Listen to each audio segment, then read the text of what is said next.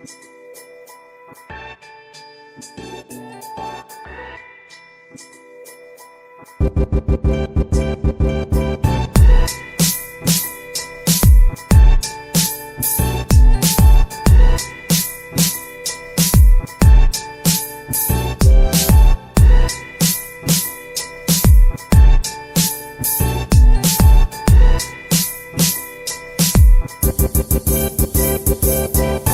morning, Starshine. The Earth says hello.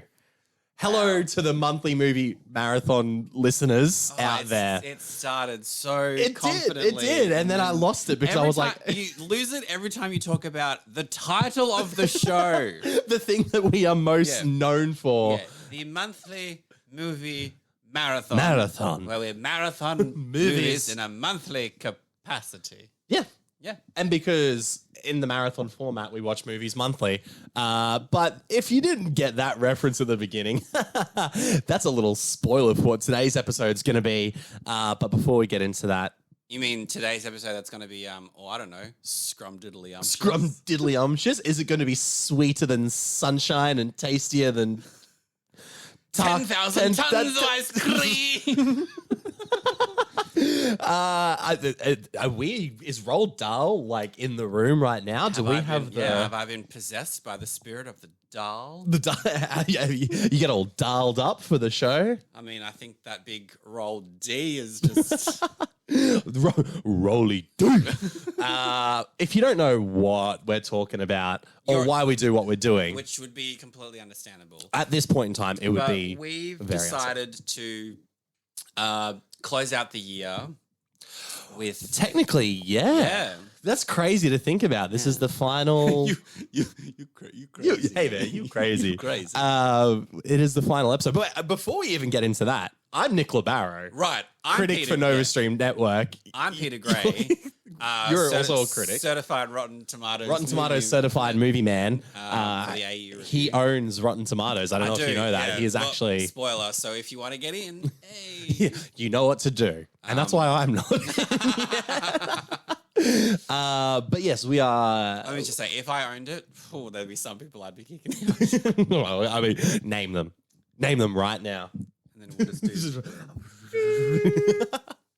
But what we do, aside from reviewing movies and talking to famous people, talking shit, and talking to famous people, is we do this little podcast where we choose a blockbuster film or kind of just something we're gonna like watch that month. So we just choose a film. We just choose a film, really. And we choose a film that is coming out in a particular month because of the format of this show. Because of the format of the monthly movie marathon. And this month, December. I was like, what did you say? I was like, oh, yeah. The month. There's a lot coming out in December. Yes, there's a... And we could have chosen a multitude of films and related films. Yes. There's obviously Wish. Disney's Wish. Which by the time this episode comes out, we would have seen. Perhaps even of the day of recording. Who knows? Indeed. Who knows? That means the centennial Disney film as well, by the way, 100 years of Disney.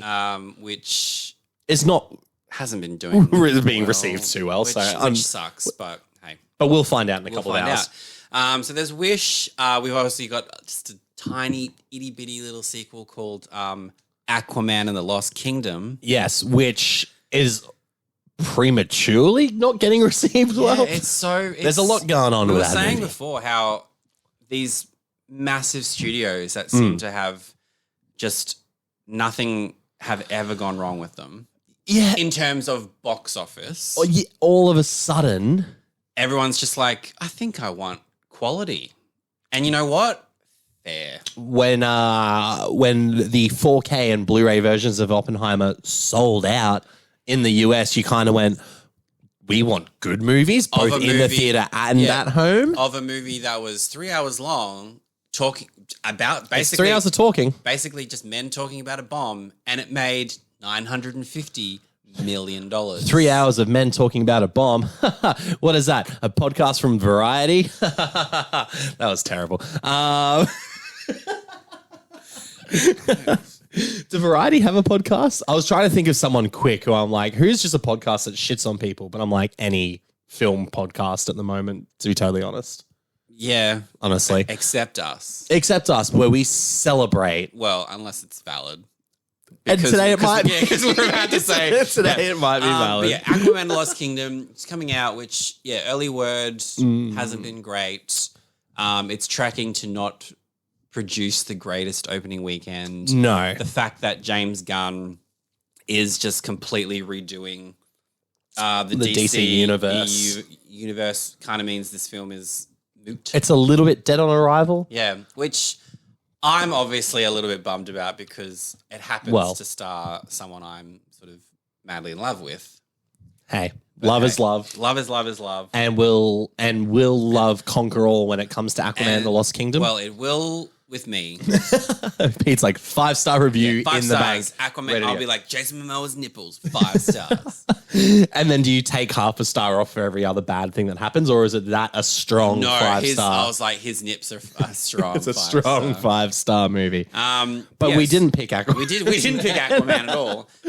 We also didn't pick. What else is coming out? It's a massive month, and yet maybe it's a massive month for us because we get.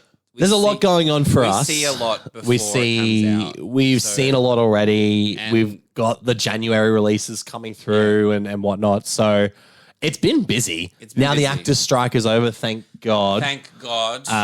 That's opened up a lot more possibilities to talking to the famous people as well. I just had 2 very famous people. You'd had very famous people. And very much so going to be more famous come awards season. One of them in particular, I think, is going to be. I think she is going to be a supporting actress that I would love everyone now to be a household name. I think so. And she is. Yeah. She's divine in this movie. Well. Who could that be? That's so funny because I'm not telling you the actress' name. Yeah. Because I'm not. I don't know if I can say anything yet. And I guess the guy you spoke to is a real Giamatti of yours. Fucking hell. I was wondering where that was going to go. He's a real stand-up Giamatti guy. Out of pull the guys in the world. That's it. Way makes more sense. Anyway. I don't know how I tried to turn like a 7-syllable last name into a one fucking word joke. Yes. And that's that movie that it's for. You'll be holding yourself over until. Oh, it's fantastic. It's fan-fucking-tastic. It's unfortunate that it is coming out in Australia in January. That sucks. Post-Christmas because it's a Christmas movie. And to me, it's become a modern Christmas classic. I think I'll be adding it into the rotation every year. And then I was like the other movie, Anyone But You. Yes. Big romantic comedy. Yeah. Filmed in Sydney. Starring Sydney Sweeney and Glenn Powell, arguably 2 of the sexiest people in the world. Yeah, that's gonna be that's gonna be a steamy cinema to be in. Hey, and because that is catering to everyone. Because that's like women love Glenn Powell, the gays love Glenn Powell. Yeah, that makes sense. Men love Glenn Powell because Top Gun Maverick. And he seems like a cool guy. Yeah. I want to have a beer with Glenn Powell. Guys love Sydney Sweeney for obvious reasons. Gays love Sydney Sweeney because they're just like, she's a sassy bitch and we love it. Yeah, that's true. Yeah. And then women, I don't know how women feel about Sydney Sweeney. I think women respect Sydney Sweeney for the exact same reason men love Sydney Sweeney. Yeah, cool. The conversations I have with Rhiannon about Sydney Sweeney are very mutually aligned. I'll say that. So, and then also directed by Will Gluck, who has made Glucky boy 3 of arguably your favorite. Well, I think they're 3 of the funniest films. Fired Up is great. I mean, it's problematic on rewatch. Super problematic. But it's fucking hilarious. But it is funny. Easy A is great. The movie that really showed us Emma Stone. And also made me fall even more in love with Stanley Tucci. Repeat player from last month's episode of the Monthly Movie Marathon. Stanley Tucci and Patricia Clarkson and Easy A. They're great. They're so fucking good. And this might be a controversial point. I really, really liked Friends with Benefits. I need to watch it again. I know it stars 2 people that are kind of. Oh shit! They're Wow. they're kind of in that cancel culture right now. When did Friends with Benefits become more problematic than Fired Up? So Justin Timberlake, I know, and Mila Kunis. Yeah, but there was a time when we loved these them. two. Yeah, and they've got their chemistry in Friends with Benefits. I do remember it being quite good. It's a nice. I remember enjoying that more than No Strings Attached. Yes, I do recall that. Friends with Benefits to me was much funnier. Friends with Benefits was funnier, and then it also had John Lithgow in it. Was it John? No, Richard Jenkins. Richard Jenkins. Also, Woody Harrelson playing gay. Hilarious. Oh fuck, that's right. And an incredible cameo from Emma Stone, who just swears all the way through it. Love it. Love to see it. John fucking Mayer. Watch Friends with Benefits and you'll understand. So Glucky Boy he's got a proven track record of like really entertaining rom-coms. So that to me speaks also quite well for Anyone But You. Because even though the first trailer for Anyone But You was going for this weird 50 Shades vibe. Yeah. And it's like, this is not what this movie is. Because then the new trailer that's out, you're like, okay. Is it a rated R comedy as well? I would have to imagine so. Okay. I don't think you put Glenn Powell and Sydney Sweeney in a romantic comedy from the guy that did Friends with Benefits. And make it PG-13. Hell yeah. Hell yeah. Hey, they can, as far as I'm concerned, if they both have their tops off for the whole movie, I'm not mad. And I mean, I'm not mad at all. And we know that Glenn Powell definitely gets his top off because it's the poster. The poster is him shirtless. And also the new latest episode of latest issue of Men's Health. Thank you, Glenn Powell. I haven't seen it yet. But you know what? We're not talking about any of those movies. We're not talking about that until right now. Glenn Powell, Men's Health. This one here. Boom. Just all of them. Come on. Yeah, fuck. He's a good-looking rooster. Come the fuck on, Powell. He's got a rip-roaring training program. He's ready. He's ready for takeoff. Ready for taking his shirt off. You can fly into you can land into my flight path to Glenn Powell. You've got the lights, and he's like straight down. But this is ironic. This is funny that we're talking in this way. Which again, if you're new to the show, this is the standard. If you don't like smut, you need to find another podcast. But if you love smut and chocolate, this is the place to be. Or as the kids would call it, smutlet. I don't know. I feel like word smashing is a thing that kids do now. I think so. So I don't know. Do they word smash or do they? I feel like they're trying to abbreviate everything. They abbreviate everything. They abbreviate everything. They AB everything. Yeah. On God. FR. So it's funny that we're just discussing smut because we're talking the about movie we chose. Yeah, because we're talking about, we'll just call it, we're talking about Willy Wonka. It's like arguably leading up to Wonka, which is going to be the family event of the year by the sounds of it. Early word sounds like it's absolutely delightful. Yes, very charming. And how could it not be? It's directed by Paul King, who gave us the Paddington movies. I fucking love the Paddington movies. They are no word of it. Like, they are two of the greatest films they are fantastic. ever made. I saw Paddington 2 on my birthday. Oh. When did that come out? Were you 12?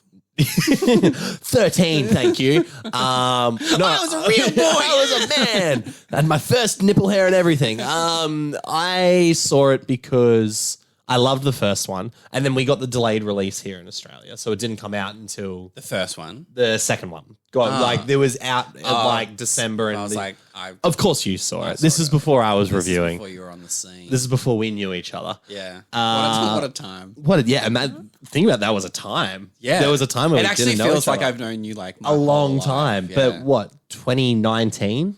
Yeah. That's crazy to think of. That's actually crazy. Like realizing, just before. It was COVID. COVID brought us together. COVID did bring us together. Yeah. It did. I wonder if COVID didn't happen. Like, do you I think we would have been okay because the podcast where we truly bonded on was happening pre-COVID that would anyway. Happen either way. Yeah, that's true. And we're peas in a pod. We are. Our stars aligned, and now we are D-list Brisbane celebrities. So, and you know what? I'm happy with that. I mean, I'm happy with that. I won't say it. So anyway, I saw Paddington 2 on my birthday and absolutely loved it. Fell in love with it. We both got to speak with Simon Farnaby. who wrote. We spoke for him for Phantom of the Open, which was such an underrated little gem, brilliant little film. Who wrote the Paddington movie? Write the Paddington movie, and he has written Wonka as well. He did a pass on Wonka as was revealed in my interview with him. He wrote the original script and then it got passed on to other writers, but his fingerprints are over it. Yeah. So they're both delightful human beings, Mr. King and Mr. Farnaby. Yeah. Then you add in Timothée Chalamet. Yeah, which is the correct way to say his name, by Thank the way. you. Timothée Chalamet. Or as Florence Pugh calls him, Timothée Chalamet Bing Bong. I love that Chalamet's actually not that hard to say, but you kind of give it that the treatment, right? Who, I mean, he's kind of... He's a charmster. He's a little charmster. He's a little charmster. If you saw him on SNL, he's really fucking funny. And he did a great Troye Sivan bit, which... I heard about this. I haven't watched it, though. Probably incredibly niche if you're like, who the fuck is Troye Sivan? But he's a little... You've seen Trolls World Tour? Yeah. Wait, he's a little... band together? He's a little twink singer, and one of his videos, he does a very weird dance, and Chalamet... Was that the one where he is cross-dressed? I don't know if that's the appropriate term. No, but that's a different video. Yeah. Yeah. That was convincing. I was like, that's a chick. And I was like, oh, Troye fuck. Sivan is gorgeous dressed up as a woman. He looks, I would looks like Delta Goodrem. Ooh, good comparison. Yeah, and good comparison. Delta Goodrem is stunning. God, I loved it. I had a huge crush on Delta growing up. I mean, So back to Wonka and Chalamet. A lot of childhood shit coming up for me today. Like, I love Paddington. I love Delta. And it's all somehow related to Timothée Chalamet. Yeah, who's playing a young Willy Wonka, a role that has been coveted by people like Gene Wilder and Johnny Depp. So we're going to talk about two films today. Because we thought, hey, we're seeing Wonka. And it's a prequel. It feels like it's a prequel that's very separated from both films, to be honest, yeah. But yes, we decided, let's go with the classic, Willy Wonka and the Chocolate Factory. 1971. Tim Burton's remake, Charlie and the Chocolate Factory. Both 2005. Based on Roald Dahl's book. Yes, and we will get to that more, but it'll be interesting to talk about, because there is an answer to this, but what we think. I have never read the book. I don't know if you have. I read the book, so at school. Right. In the... Do you have a... in the 90s when I went to school. In the 90s. Roald Dahl was kind of like gospel. Okay. Like you read Roald Dahl. Yeah, fair enough. Yeah. So Charlie and the Chocolate Factory, The Witches... Oh, James and the Giant Peach. Oh, yeah. Oh, James and the Giant Peach. Charlie and the Glass... Is it Charlie and the Glass Elevator or Willy Wonka and the Glass Elevator? It's a sequel to Charlie and the Chocolate Factory. Interesting. I didn't know there was a sequel. Yeah. I read Roald Dahl a lot growing up. I don't particularly remember too much about the book, but I do know Roald Dahl's thoughts on the Jewish community as well. Wow. I genuinely thought we were going to quickly bring that up, and I misread the room. But you know what? Now that you've put it out there, there's some controversial shit that Roald Dahl said. Yeah, some very anti-Semitic rhetoric. You know what? Of course. Of the time. Doesn't justify why he said what he said, but there's no denying he's a staple of a lot of people's childhoods, though, because I love James and the Giant Peach growing up. I mean, he's a great writer. He's a great writer. I was not aware of any of that. Oh, true, yeah. I only know about... Thanks for ruining my childhood. Well, that's the episode. No, I only know about it because when they... Did he get fired from Scream 7? I'm salty about that, by the way, but that's all right. That's another episode. With Matilda coming out last year, which Matilda, was fantastic. Yes, it was in my favorite movies of last year. Original movie. It's so good. That's a bona fide classic. Danny DeVito directing. Rhea Perlman, Mara Wilson. Such a good fucking movie. Such a good movie. When that came out, all these things came up about his anti-Semitic remarks when he was and things he had written about the Jewish community. So it's obviously a bit of a tender subject. I'm intrigued as to why it hasn't sort of reared its head with Wonka coming out as well. But hey, I mean, Hollywood love to pick and choose their battles. Also, maybe because Wonka is so far detached. Because it's not based on anything. Like, it's true. That's a great point. Yes, it's based on something that Roald Dahl wrote. That is a good point. But it's not based on a book he wrote. It's just based on something that he created. So maybe I can see why they managed to kind of like remove themselves. It seems like its own thing. Yeah. So not to get I keep clicking the wrong fucking movie every time. It's Sunday morning and I didn't sleep much last night. Sunday morning. I'll be interested. I just want to see what it's credited as. Wonka 2023. Whether they've got like a based on the so it's like based on the character. Okay, from Roald Dahl is credited writer based on the characters. Yeah. Created by. So yeah, interesting. So we picked Wonka because there's hype around it. I think people are excited to see it. And it was a good excuse to go back and rewatch a classic film and another film, which we'll break down. But I mean, Willy Wonka and the Chocolate Factory, 1971. Critics score 91% on Rotten Tomatoes. Audience score 87%. Yeah. Shit is highly regarded. People love this movie. A poor but hopeful boy seeks one of the 5 coveted golden tickets that will send him on a tour of Willy Wonka's mysterious chocolate factory. Found the golden ticket. Run home, Charlie. Run home. Don't let anyone stop you. I remember this movie being on repeat on TV, and I probably watched it countless, not in its entirety, but like I just saw bits of it countless times growing up. For some reason, I feel like this was a Channel 7 staple. Oh, I was going to say Channel 9. Okay. I seem to remember, but at the same time. But you know what? A lot of the times they start on one channel and then they get the rights to another. I remember you'd flick them all around. Friends, first season, Channel 7. Interesting. Seasons 2 to 10, Channel 9. Interesting. See, I recall Friends on Channel 9. Like, I always remember that. I was there. Simpsons was always Channel 10. I was there from the beginning. And now Simpsons is 7 mate. So it's kind of like so many free-to-air TV shows. But I think I predominantly watched this on TV growing up. Yeah, I mean, also, it was kind of one of those things where when this film was out for us to watch as kids, like, DVDs weren't a thing. No. And VHS was expensive. But I remember watching this film on TV. Mm-hmm. But then I do remember renting it on VHS. What a time. I feel like I probably rented it on DVD. Yeah. But I genuinely don't think I'd have probably watched this in almost 20 years. I'm the same. And it's one of those things where watching it, there were so many things that I remembered. And then there were these little things peppered in between that I was like, I don't remember this at all. And there were some little jokes and cutaway moments. And I was like, this is kind of... It's for adults, right? Yeah. This is where we go. Willy Wonka and the Chocolate Factory. Yes, it's a kid's movie. This is very much an adult film. Yes. The way that there's the mentality of certain characters, it has this sort of like lingering sinisterness to it. It's quite mature. Yeah. It is quite mature. But I understand why kids can respond to it because it's very colorful. When I was like 6, 7, 8, I was losing my shit over Oompa Loompas. I was like, that's fucking hilarious. And you remember like the songs, like the melodies of the songs. Yeah, loved it. Yeah. And then it's kind of one of those things that as a kid, like I remember like the Veruca Salt song. Yes. But then as an adult, you're watching, just be like, you're a little bitch. Well, it's funny that because like I seem to remember everyone but Charlie being a fucking loser. I was like, I did not like anyone. Yeah. But I was always like, oh, Charlie, oh, little Mr. Bucket, like loved him. Yeah. But I was the same. There was jokes in this movie that I watched this time around that I was like, that's hilarious. Yeah. Makes sense why I didn't remember that when I was a kid. There's like a cutaway gag with the psychologist. Do you?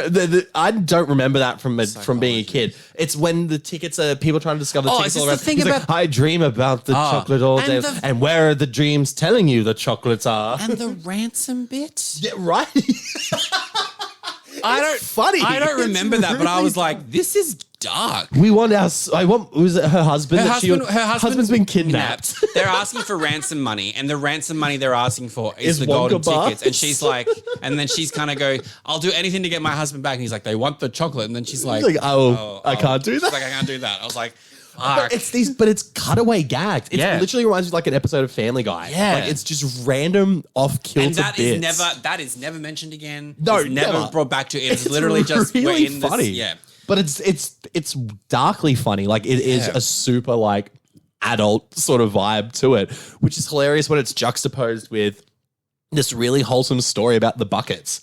Like Charlie Bucket, who is played by Jack Albertson. No, Grandpa Joe. Peter Ostrom in his only film role. Yeah, he ever. He gave up acting after this. And he's great. Yeah. He's great as little Charlie Bucket. But him and then Jack Albertson as Grandpa Joe is just this really wholesome film.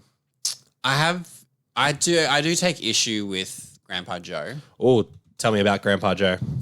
Well, I mean, for starters, I think it's a bit of bullshit that it takes a fucking golden ticket to be like, oh, you can walk this entire time. It's kind of like, it's like, so like, was he in that bed in solidarity though? Like, was it the kind, he was kind of like, hey, if they can't use their legs. I mean, so for context, Charlie and his mother and his 4 grandparents all live. Oh, and they're all alive. They all. Is his dad? His father has passed away. Yeah, it's the. Yeah, so they all live in this little tiny shack of a. It's a shithole. It's like a genuine like shithole. Yeah. Yeah, and Charlie, like, bless him, always wants to do the right thing. Like, you know, gets a little bit of money for his birthday, and God, he's so fucking sweet. So he gets money for his birthday, and his reaction to it is like, don't worry, Grandpa, I'll buy your tobacco now.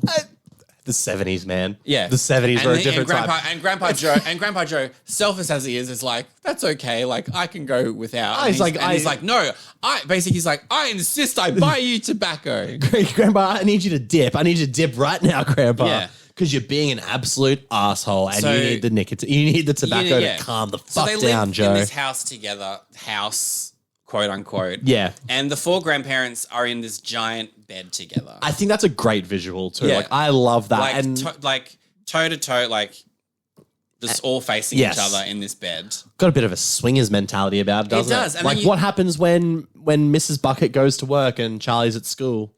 What are the grandparents up to? Dang. I don't want to taint Willy Wonka and the Chocolate Factory for all of you. But too bad, that's what he's doing. But it's the sort of house where you can sort of like rely on the fact that scents will be covered up by other scents. So if they're just getting into some moist fucking, you know what I mean? Like that went.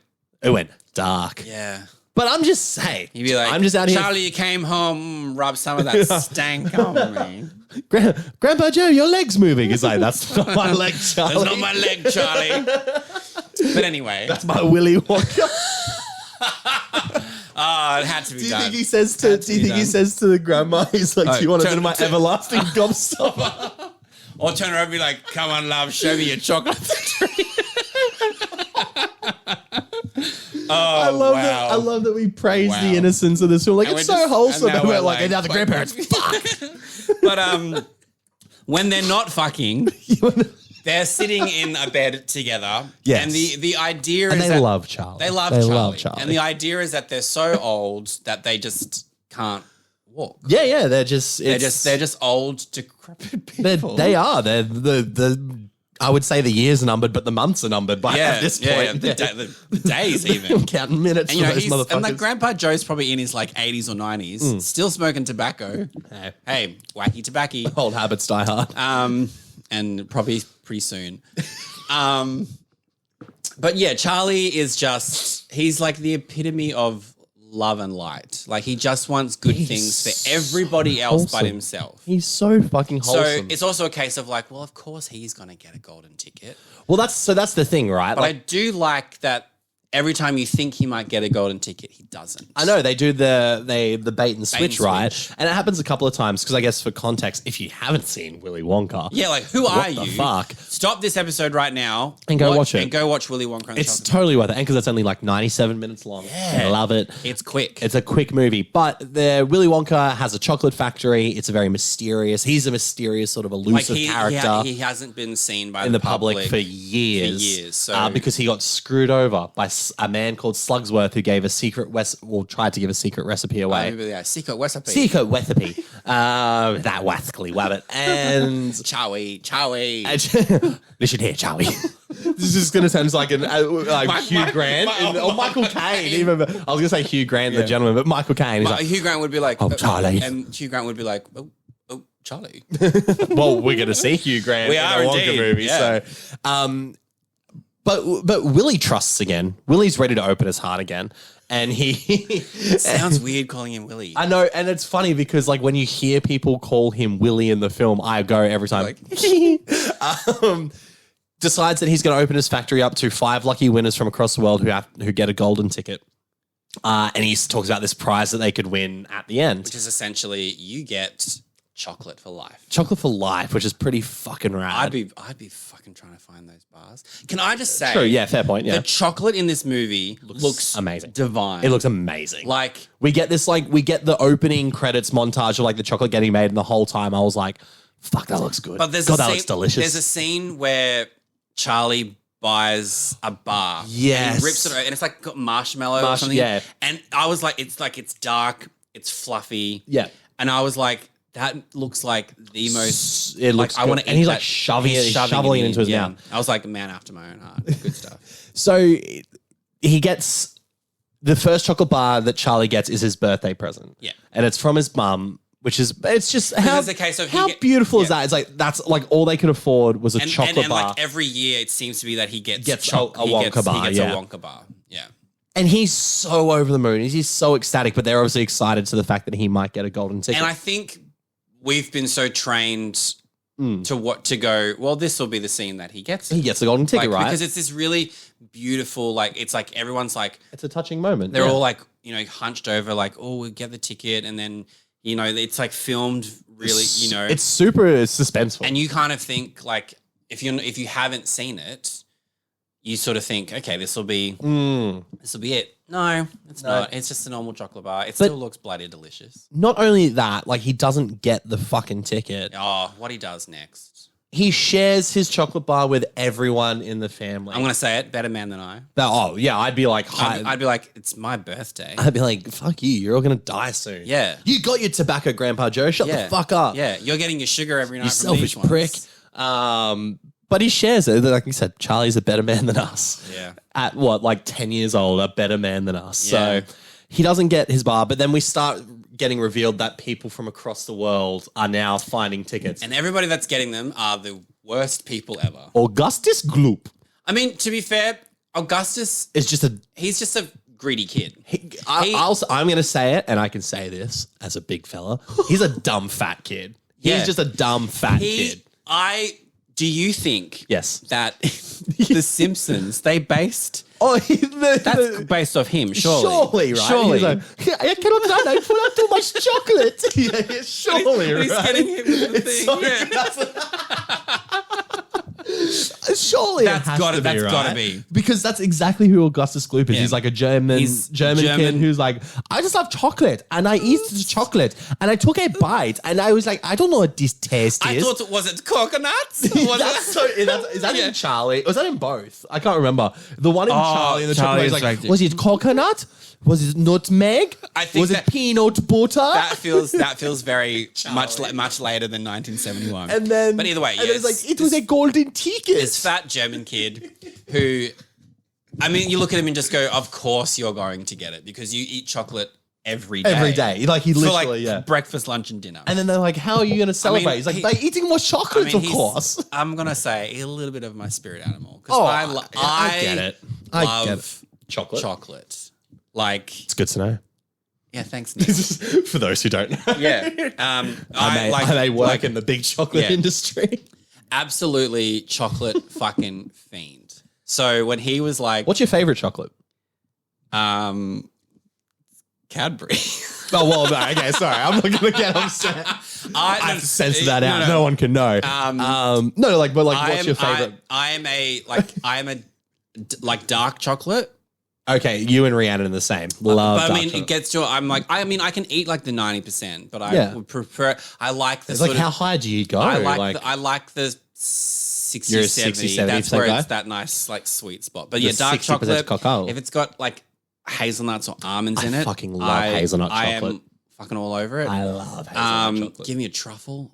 Oh, love a chocolate truffle. Okay, interesting. Ferrero Rocher. Ferrero Rocher. The Gillian seashells. You and Rhiannon literally love the exact same things. Like anytime, this is how predictable I am now. But also, we've been together for 8 years, so it's like there's not much spark when it comes to chocolate giving anymore. Yeah. The Gillian seashells is the staple. Oh yeah, it is. And like I'll have one or two, and I'm like, I get it. Like, but It's a fancy chocolate. Whereas I'm like, give me a crunchy bar. Oh, I do love a crunchy bar. I'm a milk chocolate guy. I mean, I like milk chocolate. No, but I'm just like, if there's but milk you're a seasoned like professional then at this point, because that's what I think the progression is. If you love chocolate that much and you're like, I've done the milk, like what's the next hit? Yeah. It's like alcohol. It's like I've had my like vodka cruises. Like now I want fucking Johnny Walker Black. Maybe that's just me. Maybe that's just yeah. I need the hard shit, man. I guess you'd be like, I've had my tobacco. Give me my meth. Good old that's probably what gets Grandpa Joe up right? And sprinkle a little bit of meth on that Wonka bar. The reason, I was like full circle. Yes. The whole reason we talked about this was because for the beginning of the movie, we're under the impression that Grandpa Joe cannot walk. And then Charlie. Oh. So between Charlie obviously Charlie gets the ticket, obviously. Yes. Well, because they fake us out one more time, by the way. So we have Augustus Gloop getting it. Yes. We then have Violet Beauregard. Yes. Who is the world's best gum chewer. And which I think is such a fun, that to me kind of screams like that more fun Roald Dahl world as well. Yeah. Like, how absurd is that? I've been chewing on it for 3 months. Like when I eat something else, I put it behind my ear. Yeah, he's like, I'm going for the world record. Also love that the two American characters as well. Because I guess Charlie Bucket's American too, but like the two annoying American characters are these very eccentric sort of like, I'm the best and no one's ever going to stop me from being the best and I'm the number one gum chewer. It's like, I watch the most TV. Like that is like, of course, these are the people who get to go to the factory. So, and it's like Violet Beauregard because she's like, I heard that there's chocolate that could be won, so naturally I want to win. It. So she was lucky and she got one. Then there's Veruca Salt, who is probably the worst, the bitchiest of them all. 100%. She's not she's basically, Daddy, I want this. Yeah, Daddy, I want that. Whatever she wants, like whatever Veruca wants, Veruca gets. Daddy shuts down his nut factory so everyone can unwrap Wonka bars. We're not producing nuts anymore. I was like, should have thought of that before you had Veruca. Fuck you, Salt. That's good. So everybody in the factory is then opening chocolate bars. They managed to get one, so she gets it. But that's also. But then Charlie's watching this, being like, "That's not fair." No, like why are these people? I was like, you get the chance to buy a few bars, you don't get the chance to buy the whole thing. So and good on Charlie. Good on Charlie for calling it out. You know what I mean? Like he's not a pacifist. He'll call the shit out when he needs to call it out. And then the other person is Mike TV. I love that his last name's TV.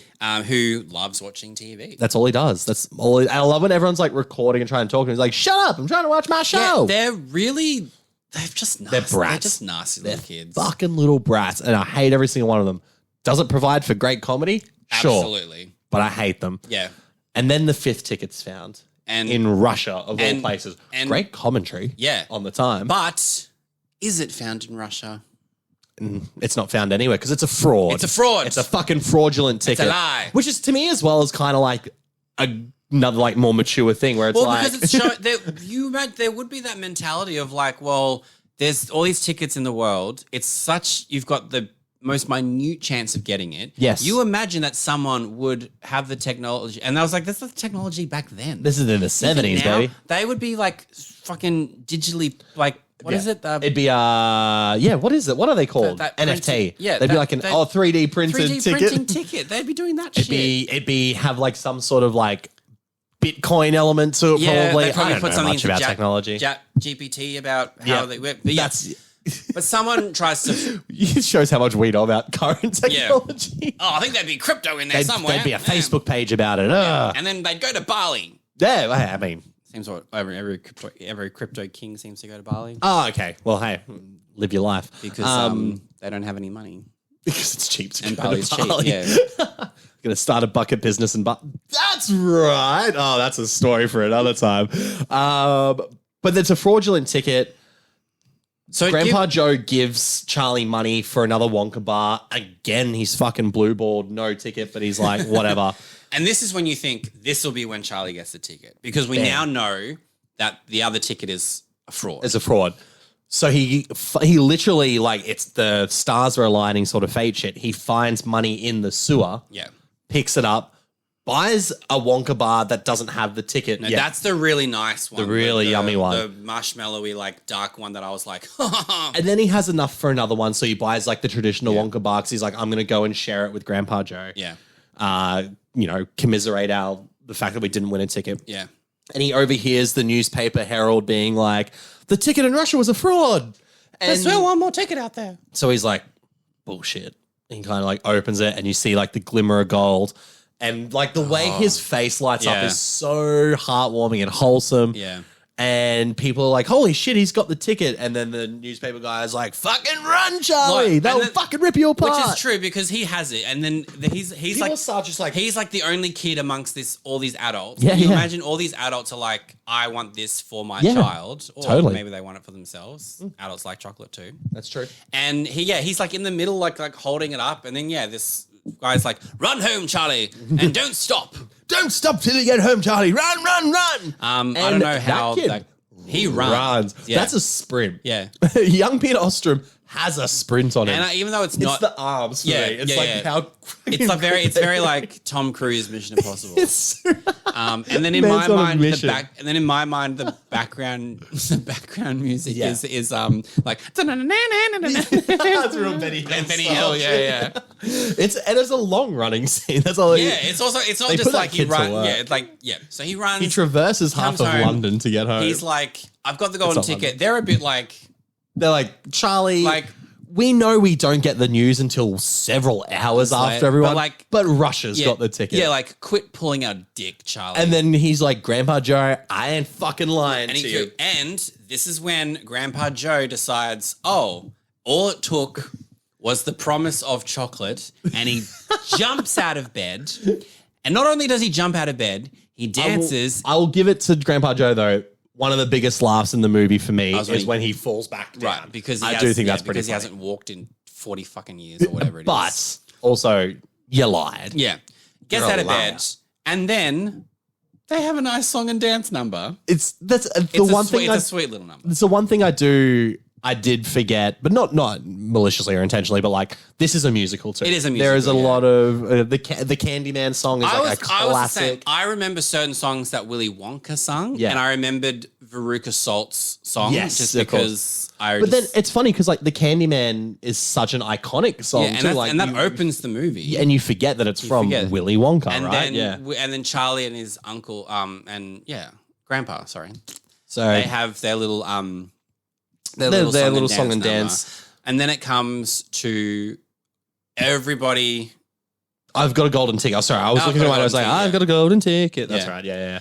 And then they've got to go to Willy Wonka's factory the next day. And it's like this huge media hustle and bustle and everyone's there and everyone's lined up. Veruca, Violet, Mike, Augustus, and little Charlie Bucket.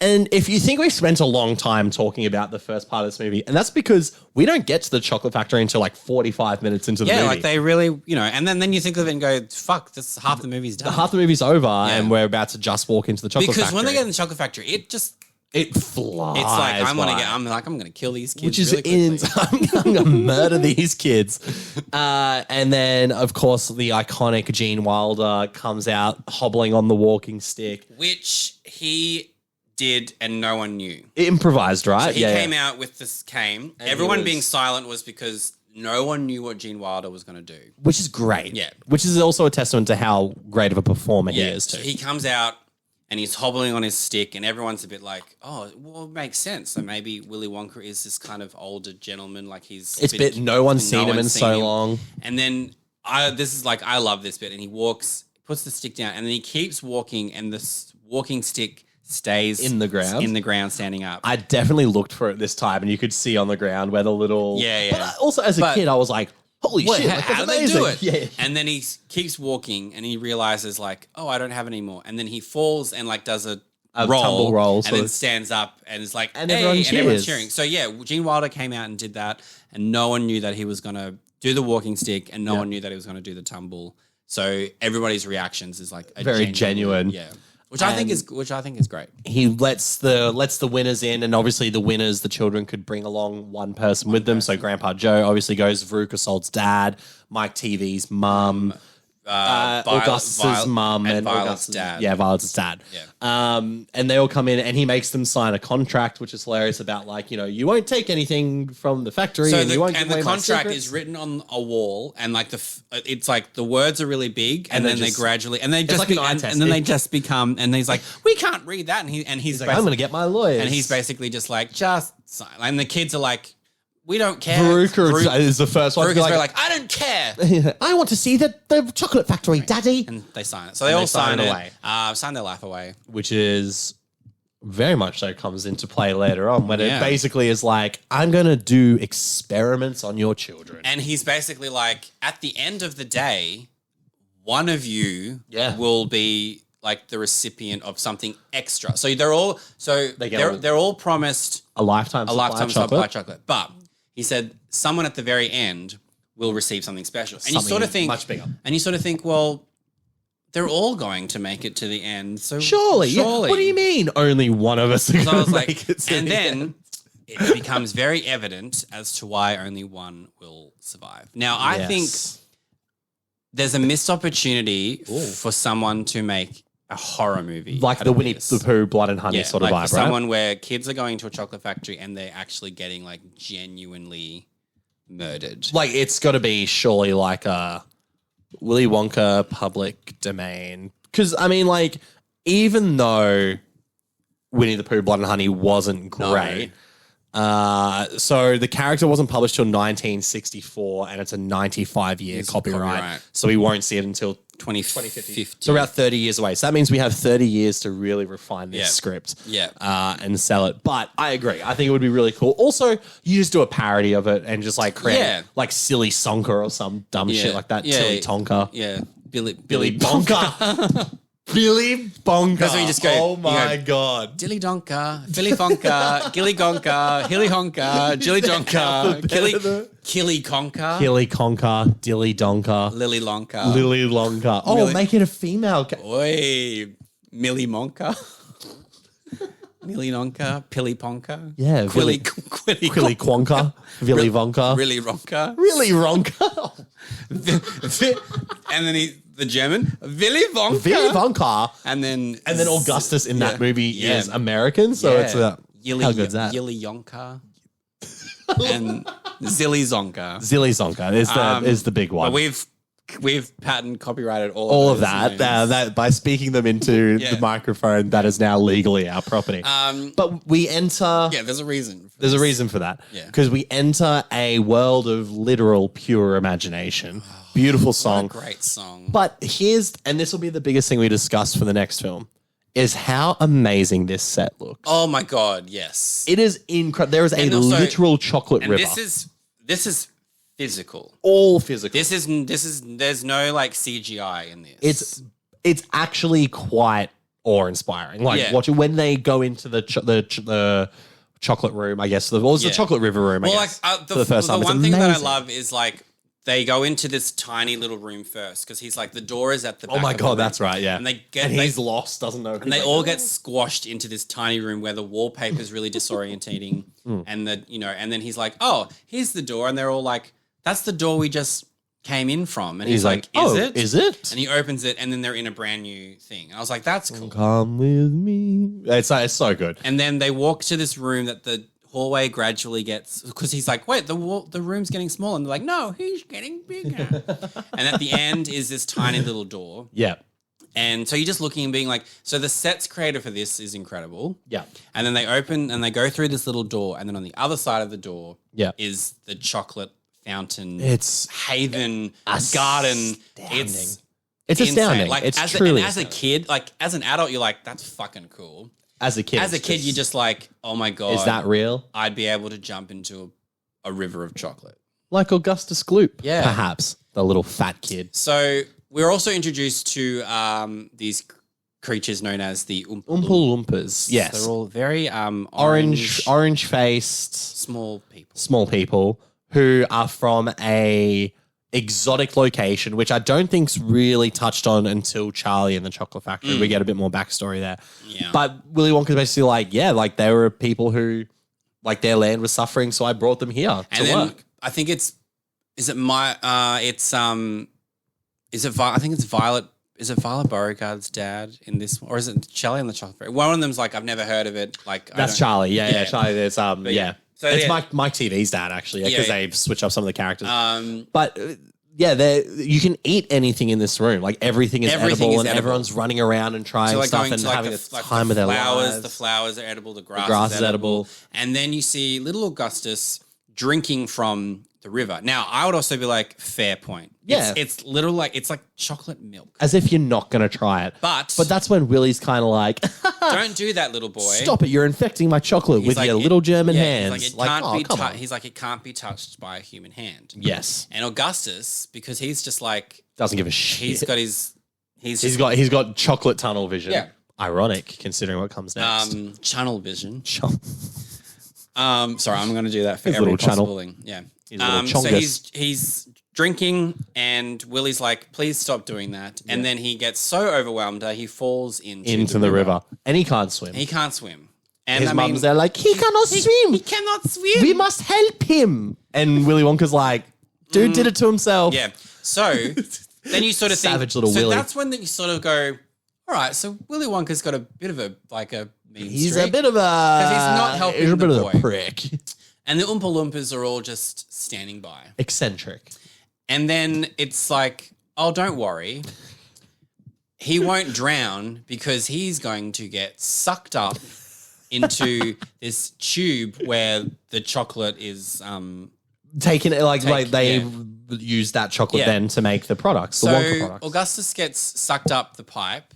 He gets stuck in the pipe, which is really fucking terrifying. That is genuinely like horror movie stuff. Like you are in an enclosed space. He's a big kid, so he's stuck that way. Suction getting, and then chocolate's like coming up behind him. Chocolate going in, not out like it's supposed to. Ramming him from behind. And so much chocolate. And then then he discovered a new way to eat it. And then he eventually just the pressure and he shoots right just gets shot straight through it. And then of course Mrs. Gloop is like, where's my child? And the Oompa Loompas come out and sing their little song, their little ditty. Loompa, he's like, and what we do with the little fat kid? Like something like that. Yeah. And what I love about this is that the Oompa Loompas come and they sing. And then the screen becomes like this nice, like interactive lyric thing. It's so like how funny. It goes, and I was like, and what do you think about that? And it's great because it's I don't like the look of him. It reminded me of Microsoft Word art. Like that was peak graphics in the 70s. Yes. And like I was using those on my school assignments. Yeah. So the screen is black. There's like the little bar of the footage and then like the words coming in like the flowery written sort of. That's right. It's so great. You're just like, oh, what a time. What a fucking time. And then they go off to find Augustus in the piping somewhere. You assume that like Augustus hasn't died. No, but he's been suctioned somewhere. And then it's a case of, well, he's out. And then everyone else that's like all the families who are there are like, what the fuck? And Willy Wonka's like, on to the next room, I guess. And it's a bit like, you can tell that everyone's still a bit like, this is weird. Yeah, there's something not really right about this But then it's almost like that the parents then just go, I've got to focus on my kid now. Like, it becomes almost like, we're not going to get out of here unless we finish the tour sort of thing. So, it's like, so we might as well get on this boat. Yes, this chocolate river boat, which leads to arguably the most terrifying thing in a kid's movie ever. Probably the most infamous sequence of the film. Which, they're going through a tunnel. Rewatching this, I was like, this is fucked. I always thought people were over-exaggerating how cooked it is, right? Yeah. But then I'm like, there's like visuals of like cockroaches going into people's mouths. And chickens getting their heads cut off and stuff. And all the shit that Willy Wonka's talking about too. He's talking about like time and mortality and how we don't... hardly way of knowing which direction we are going. And I was like, it's kind of scary. It's got this like 2001: A Space Odyssey vibe to it. It also reminded me, I was like, is this like a family version of A Clockwork Orange? It seems a little bit like that as well because all the kids are trying to not look and Wonka's like, look. Yeah. Like, I want you to watch. And it's getting faster and the kids are freaking out. The parents are freaking out. And then every time it cuts back to Gene Wilder, he's just like staring at them like, you're in my world now. To me, everything that we learn about Willy Wonka in Charlie and the Chocolate Factory and about his trauma to me is like solidified in this one scene of like it's Willy Wonka has been like, I've tried to understand why, like what the purpose of life is for so long, and he's kind of just like, everyone's fucked, no one's nice. I've tried to make the world nicer with chocolate, and you all took it for granted. And like, even that didn't work out. And then so it's like, I might as well see if there's still good humanity left. Exactly, but he's just like a tortured, morbid individual now, which is fucked up for a kids movie. Also great, like shown really, really well. Yeah, it's like, as you said, because Willy Wonka and the Chocolate Factory is a quick 90-minute. It's a 90-minute, and it doesn't give you a lot of background information on Willy Wonka himself. But as you said, he says certain things, he gives certain looks. Yeah, there's certain visuals where you just go, I understand who this is. Yeah, so this will become a point of, I guess, contention with the follow film. Yeah. But yeah, so we're going through this creepy ass thing. Speaking of creepy as well, by the way, there's a character early on in the film who happens to be around all the children when they get their golden tickets, and he's got like a scar on his face, and he's supposed to be like a very real Bond villain. It's a very Bond villain sort of thing, and he's very unsettling to look at.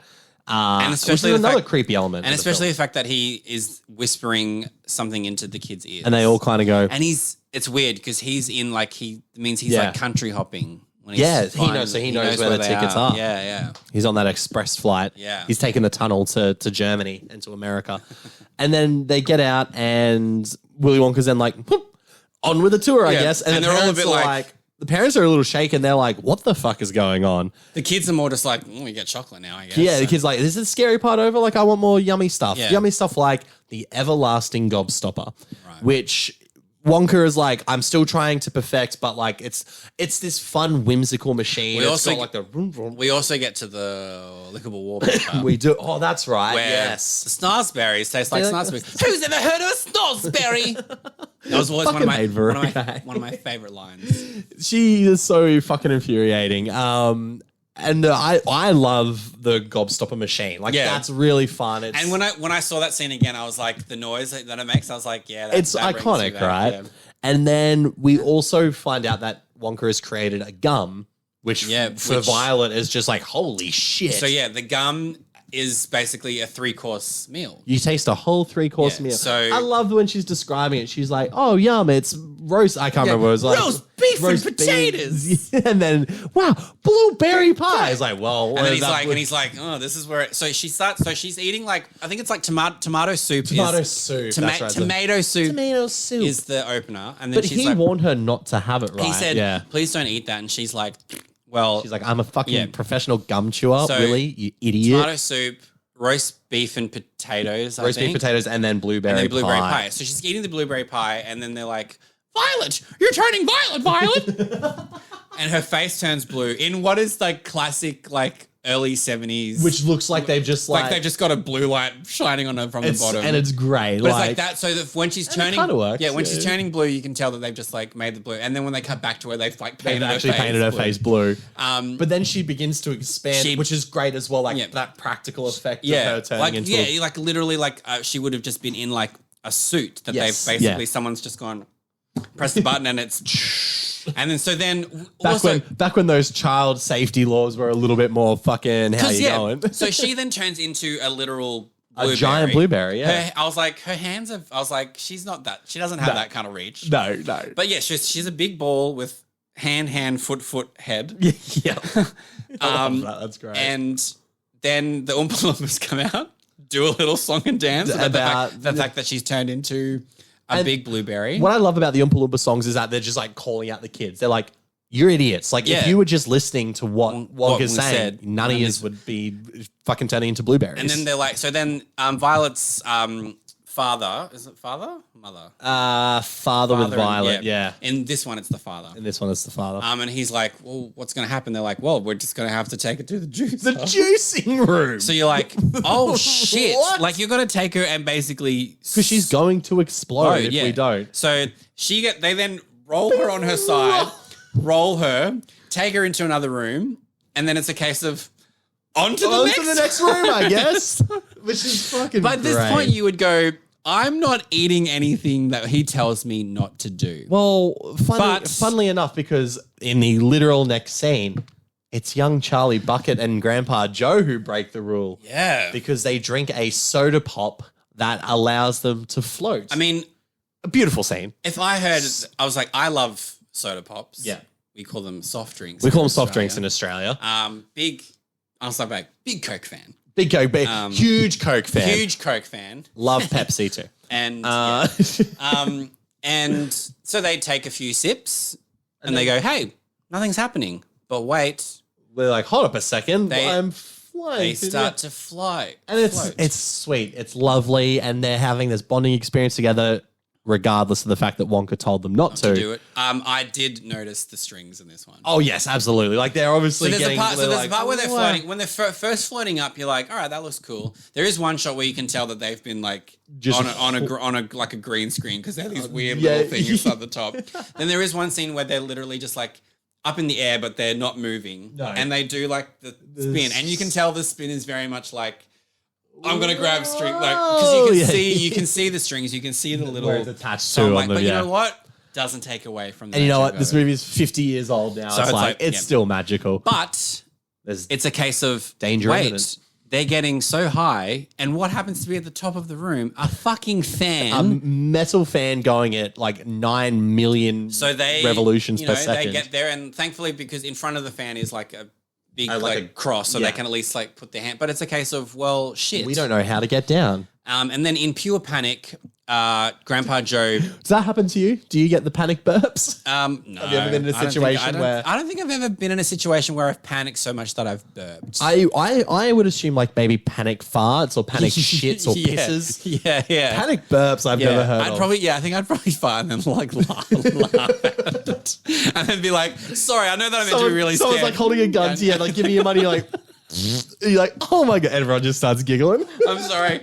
Because the holdovers had a well-placed fart in that movie. And I'm like, fart jokes they still get me. Oh my God. Every time. Actually like, I like fart jokes do get me. The sound of a fart not like gets burp me jokes, unfortunately, which because Grandpa Joe scares himself into burping and then finds out. I love that he burps and he goes, oh.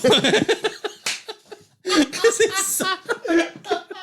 And then has these, because he's so just like, oh, I needed to get that. Like, you know, when you have a really good burp, you're like, that feels good. It's like coming. It's like, oh, wow. And he's so rerelieved. And then he realizes, oh, fuck, Charlie. Yeah. He's like, fuck you, Charlie. I'm telling myself. Burp or something. And then Charlie goes, that's... Because I think if he thinks he does this, it'll make him go to. So he's doing this and burping, and like it's not even burping; it's just going. It's like a baby. Yeah, it's literally like a. But that brings them down back to the ground. That's gonna be great footage. That's the fucking clip of the week. That one. Holy shit! And then they land, and then it's kind of a case of let's not tell anybody about this. Yeah. And they run off, and then they get to the room, and it's like no time has passed. Yeah, like Wonka's just starting his speech in the next room. They were up there for a few minutes. Like it was a long time of the imminent death. The time that they were up there, another kid would have died in another room. Oh, literally, literally. But the next room they go to is the golden geese. Geese? Is it? No, it's one goose. No, is it the golden? Yeah, geese. Golden geese. There's geese. But there's geese. But Veruca wants a golden goose. A golden goose. All right, Wonka. How much for the golden goose? Oh, they're not for sale. They're not for sale. Oh, what do you mean? Name your price, Wonka. Oh, they're not. Which again, the on the nose aspect of this room is that it's a room that sorts out good eggs and bad eggs. And when Veruca finds out that Wonka's not going to sell a goose, goose to He's not her. going to sell a goose to her, yeah. Not going to sell a goose to her. She's like, well, I'm going to go get a goose for myself. So she jumps onto the ground in the room. Runs to the platform. And has a bitchy little song and dance number. That's to be fair, incredibly catchy. Very, very catchy. And Because then she wants a party. 10,000 tons of ice cream. I love that line so much. cream. And if I don't get the things I am after, I'm going to scream. And then she does the... That's right. And then tantrum. and then she does the... She's great. I will say this. They're both bitches, but the actresses who play Veruca in both films are fantastic. Yeah. But there's a little platform where the geese shit out their egg and it lands on and it decides whether it's a good egg or a bad egg. Bing, bad egg. And then it goes bong, bong, and it goes down. And of course, when Veruca finishes her musical number and she's about to hit her high note, she stands on the platform and we hear bong, bong, and she goes bong, and she's still singing the note and she falls all the way down. Dedication to the craft. And then I gotta praise it. Oh, I wonder where that go? And you think, and then in your mind you're like, it'll just be like it's like a basement, garbage chute, something. No. The incinerator. Which when Wonka says that, he's like, because it's salt, he's like, where does that go, Wonka? Where does that pipe go? He's like, oh, I think it's the incinerator. And then he jumps in after her. Goes, Veruca! And then jumps right through. And and then we never see them. Another family down, which is kind of great. We're weeding out the weak, as Wonka would probably put it. And then, we get on to the next one. On to the next room where we are introduced to Wonka Vision. Yeah. Wow, it's like this was almost tailor-made for little Mike TV at this point, where Wonka Vision is he can transport a Wonka bar through the radio waves in the sky onto your TV and you'll be able to grab a Wonka bar from your television. So the idea would be that if you're watching TV and there's an advert for chocolate, another Johnny Depp vehicle. Interesting. You'd be then able to basically reach into your television and grab the TV. Pull out the Wonka bar. I look at that as I'm going to assume that Wonka Vision TV would cost so much that they would offset having free chocolate. You're not paying for chocolate. You're not paying for the chocolate. I imagine anymore, that Wonka Vision would be a very pricey. I don't think it would be cheap. Also, that's for sure. Does it tell you what year this is set? No, I don't remember. I don't think. Are we assuming it's like the 1970s? I would assume it's the 70s. Because that was one thing that kind of made me wonder about Charlie and the Chocolate Factory because of how. Well, because the book came out in 1964.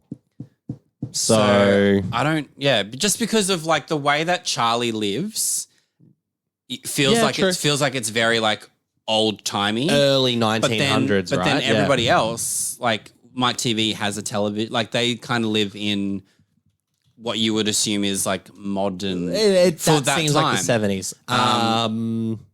Wonka is said to be born in 1917 in the book, which would set Willy Wonka during the 30s and 40s. Okay. Oh no, sorry, that's Wonka. So then, if that's set during the 30s and 40s, so that would make sense that it's in the 70s or 80s. 70s, then, 70s. I would say the 70s makes sense. I think the movie makes sense. Yeah. So just because of like the way that Charlie lives, you feel like this is like some fucking Anne Frank shit. Yeah, fair. But then everyone else has televisions and kind of modern clothing. So I'm going to assume just because Charlie's. He's incredibly poor. Yeah. Ridiculously poor. Yeah, like, oof. Like, how are you surviving bottom of the fucking rung poor? Yeah. To the point where, he's not getting Wonka Vision in his house. Yeah, that was the whole point the of this. Full circle. But the thing with Wonka Vision is when you transmit through the waves, it makes you small or it makes the bars smaller. Yeah. So Wonka's got to produce these giant chocolate bars that then get transferred into a normal size bar through the TV. Yeah. Mike TV don't give a shit. He's like, I've always wanted to be on TV. And he's like, hey, this way I'm going to be able to get into like my favorite TV program. And so he just jumps in the Wonka Vision machine. He's transported through and he comes out as even smaller than the Oompa Loompas. Yeah. He's tiny, like squeaky voice tiny. Yeah. And so naturally, then the mother's like, what have you done to my child? And Willy Wonka's just like, I told him not to go. I told him not to do it. But also, we can like stretch him out. So naturally, we can take him to the taffy pulling machine. So and naturally, stretch him out. We get another song. Yes, another Oompa Loompa song. And the thing that I and again, this is something that'll come up in Charlie and the Chocolate Factory. The thing that I like about this is that all of these songs have correlation to each other. They all sound, they have the same melody. Yes. They all sound the same. They just have different lyrics. And I like that there's that, consistency throughout, which is, yes, we will talk about why that doesn't work in Charlie. But yeah, so then he's basically picked up and put in and then taken away. Taken away to get stretched. And then it's just left with little Charlie. Little Charlie, Grandpa Joe, and Willy Wonka. And that concludes the tour. And it's a case of, you've won, Charlie. Well done, Charlie. Yeah. Good work. Congratulations. You now get your lifetime supply of chocolate, and I'll see you next time. Like, that's literally how it happens. And then Grandpa Joe's like, well, hold up. Charlie's made it to the end. There's a prize. Yeah. He was like, oh, well, no, because you signed the contract and you said you wouldn't, do the thing.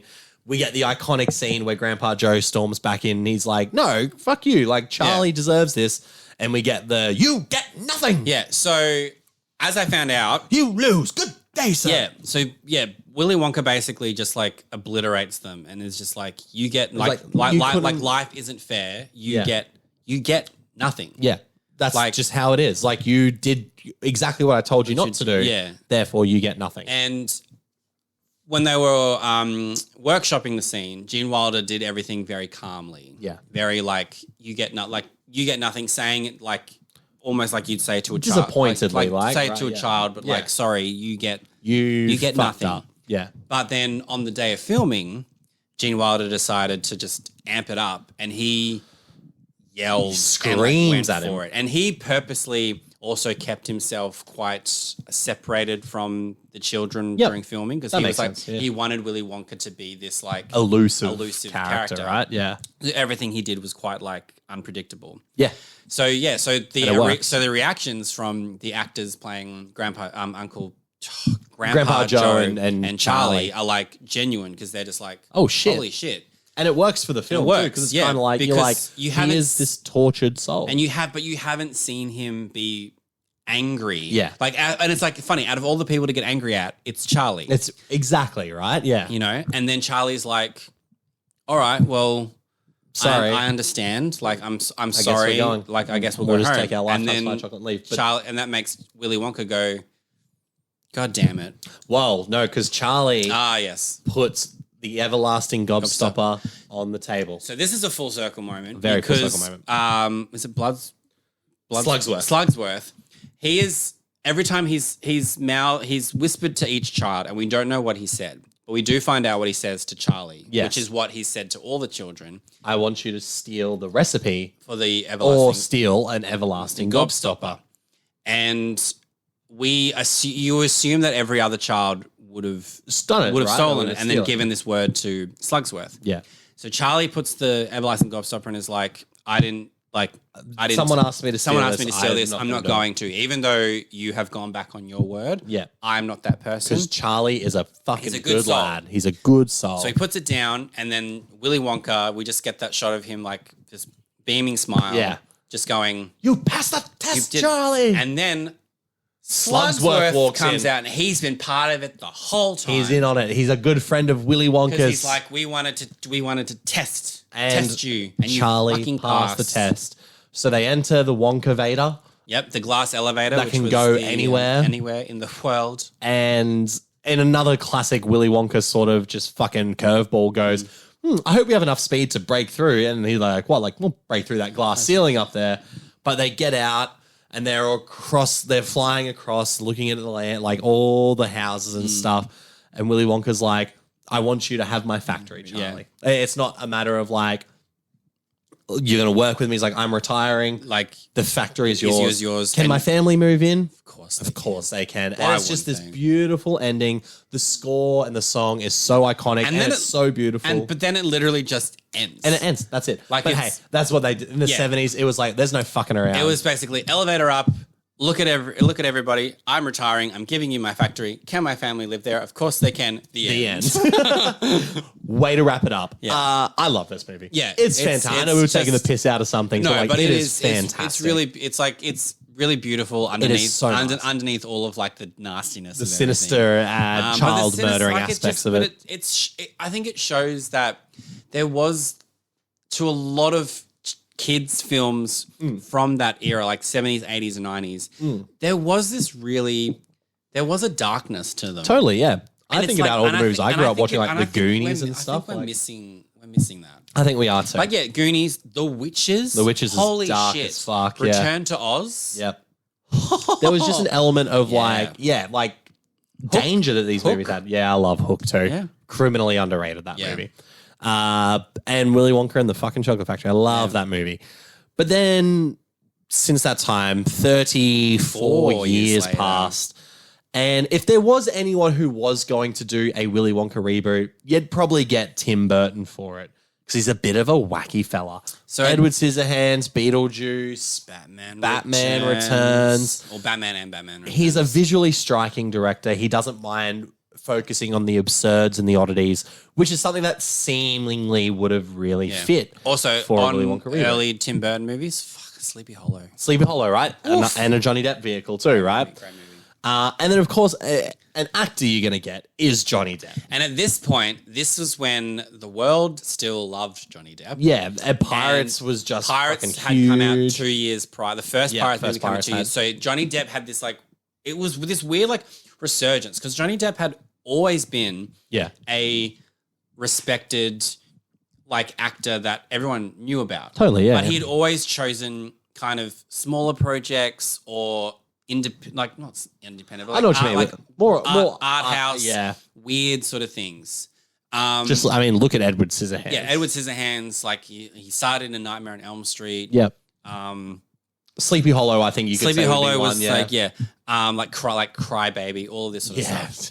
And then Edward. Oh God, Edward. Yeah. So by the time Pirates of the Caribbean was considered quite a big risk because swashbuckling movies were not making money. Cutthroat Island basically bankrupt a entire studio. Yeah. Did not do well. No. And so it was a very big risk to go. Like fun ones as well, because you had Master and Commander, which was did well, but it was a serious movie and stuff. Yeah. So we're going a swashbuckling movie based on a ride. Yes. And arguably one of the most boring rides at Disneyland. Yeah, because totally. literally you sit in a boat and you just listen to a story. Yeah. There's nothing exciting about it. Yeah. But Gore Verbinski, Johnny Depp, Orlando Bloom, Jeffrey Rush, Keira Knightley made Pirates of the Caribbean, and it is a bona fide it's a classic. It is phenomenal, and it spawned, and it's withstood the test of time. At least that first one has really. The second movie I think is fucking great. I need to watch them again. I've never been a huge Pirates fan, but I do really enjoy the first one. Yeah. I think the first one's great. The second one's great. I think the third one is great, but it's a nice overall, it completes the trilogy. And then I wasn't a fan of the fourth. I didn't mind the fifth. I didn't mind the fifth, but I remember the fourth one. I was like, what is this? What is, But then the fourth one made $1 billion.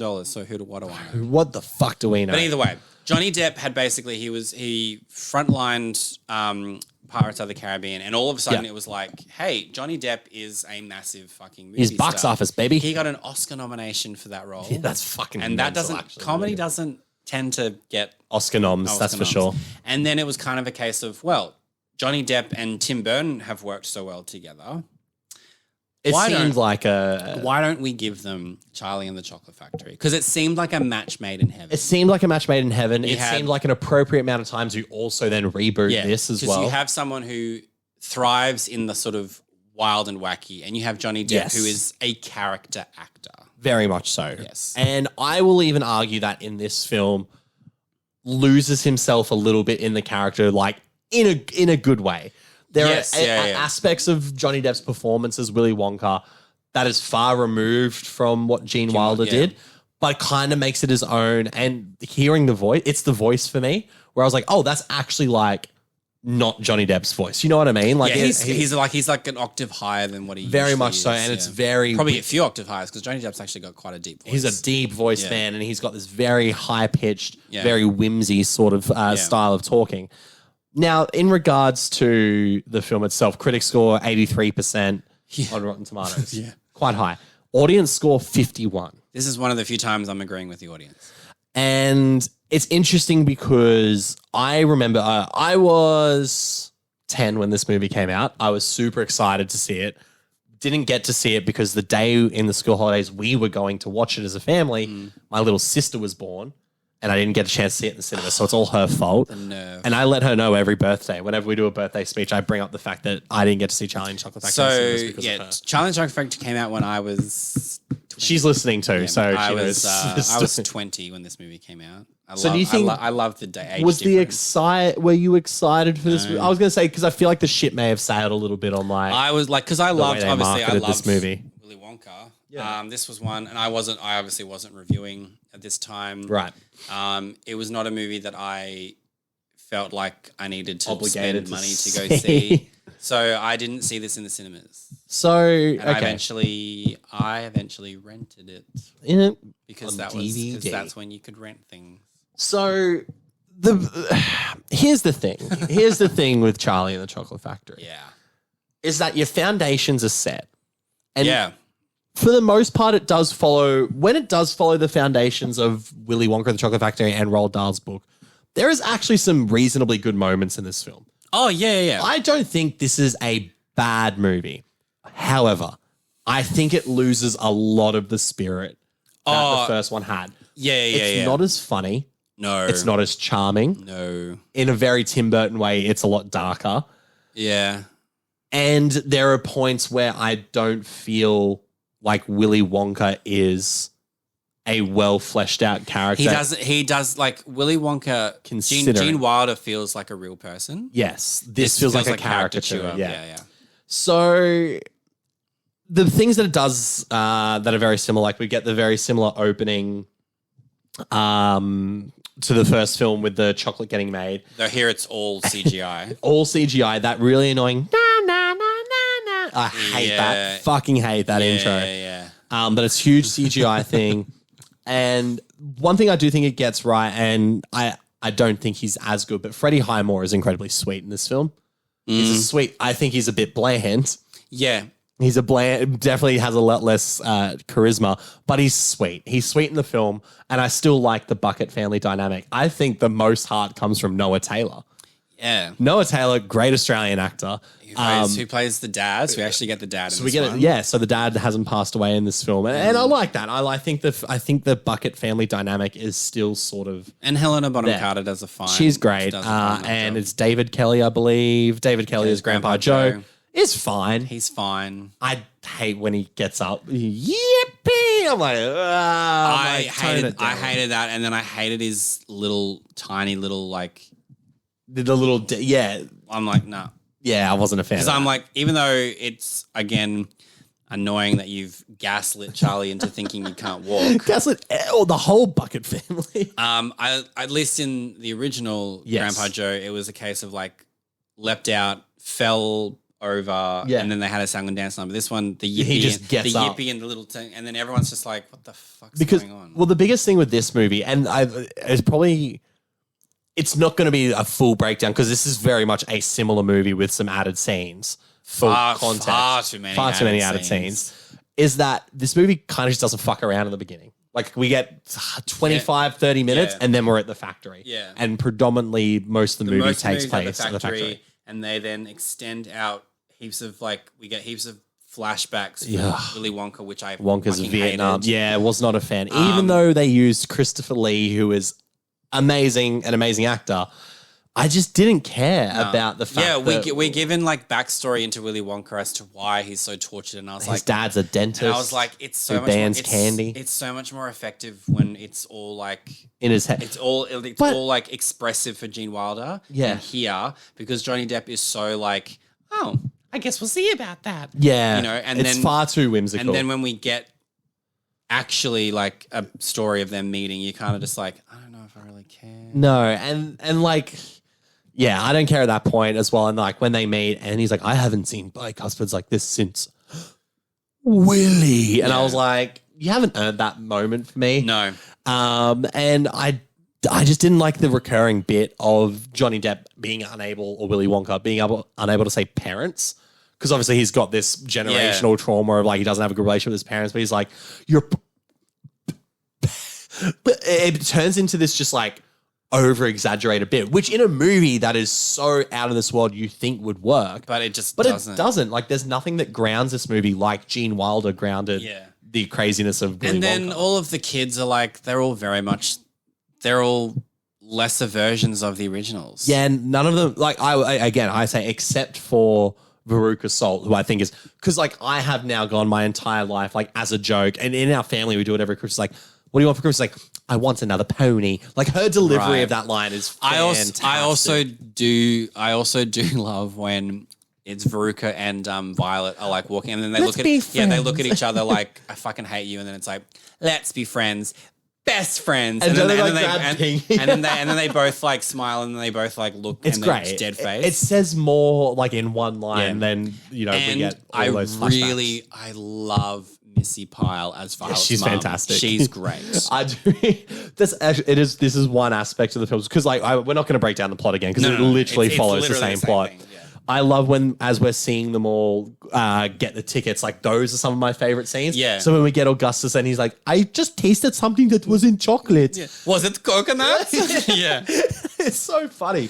And then when we get to Violet Beauregard, she's like a taekwondo karate champion or some shit. And she's got all these awards. And then Missy Pyle's like, I also have awards too, mostly for baton. Yeah. And it's just one award. Yeah. It's great. I think Missy Pyle is like, she's a really great comedic actress. I think she is too. I think she's brilliant. So I was like, I would have loved some more from her. And then we get Adam Godley, right, as Mr. TV, who I love in, I want to get this film. And when I first saw him, a part of me was like, that's not Ben Whishaw, is it? It's not. No, a young Ben Whishaw, but he is brilliant. Oh, Succession.